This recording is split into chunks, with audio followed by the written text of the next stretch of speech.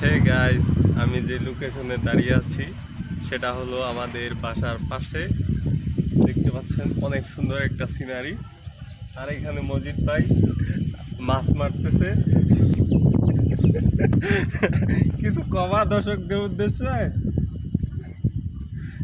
এখানে দেখেন যে অনেক বড় একটা কি গাছ জানি, খেজুর গাছ। হ্যাঁ খেজুর গাছ। খেজুর গাছ। খেজুর গাছটা তাও বাঁকা।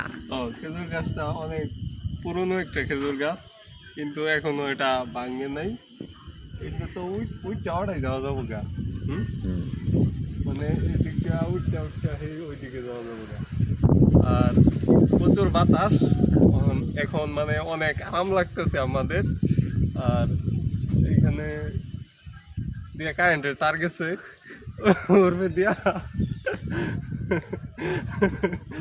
কারেন্টের তার যদি আবার সিরা উপরে পড়ে তাইলে আবার একটা সমস্যার সম্ভাবনা আছে।